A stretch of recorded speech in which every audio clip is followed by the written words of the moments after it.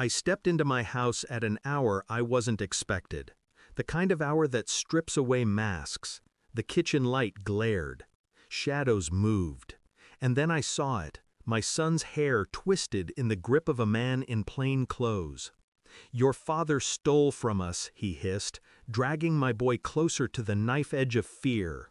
"We're going to take it out of your skin," their leader smirked. A detective, badge still clipped to his belt like irony. Daddy's gone. No one's coming. He didn't hear me cross the threshold, didn't see my reflection in the glass behind him. My fist broke his throat before the lie could finish leaving his mouth. The sound wasn't cinematic, it was wet, jagged, final. His partner's eyes widened.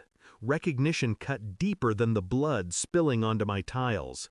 It's him, El Borrador, the eraser, the name they used to whisper, the ghost they promised never to summon. But here I was, back in my kitchen, and the erasing had begun. Blood dripped between the tiles, but I heard only my son's shallow breaths, his small chest heaving, fear I had sworn he would never feel. I told myself I was done years ago. Cartel days buried, my hands washed in the butcher's sink. But betrayal has a way of digging you up when you least want to rise. These weren't just dirty cops, they knew me. They knew what I had been, which meant someone had whispered my truth into their ears. Someone close. The rage didn't show on my face. Rage never helped. Rage was for amateurs. But it burned underneath, steady, cold. I cleaned my son's face, told him to wait in the room. He obeyed without question. Children understand survival more than adults ever will. And then I began thinking, not as a father, not as a butcher, but as the man I used to be, the eraser. I didn't confront anyone outright, not yet. I retraced the leak, phone records, old contacts, patterns of surveillance around my shop. The noose had been tightening for weeks, I realized. Cops who weren't cops, questions asked in whispers, men parked too long in cars that didn't belong to the neighborhood. I played my part, the quiet butcher, the retired nobody. But every night I pieced together their arrogance like a puzzle. And in the spaces between silence, one truth sharpened. Someone had sold me out. Someone had turned my family into currency. It wasn't random, it was personal. I buried the thought, but it kept clawing back. Her eyes, her voice, her absence when I needed her most. My wife. She knew the stories. She had been there when I swore I was done.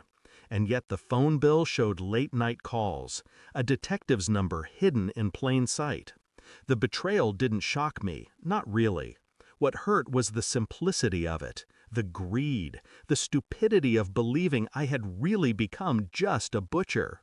The evidence was undeniable.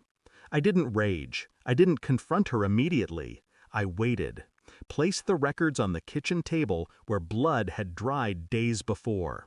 She walked in, stopped when she saw them. Her face drained before her lips could form denial. I asked one question, my voice even, detached. How long?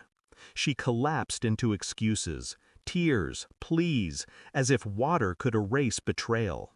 I didn't move, didn't blink, because in that silence I had already erased the future we once pretended to have. She begged. It wasn't supposed to go that far. Always the same refrain.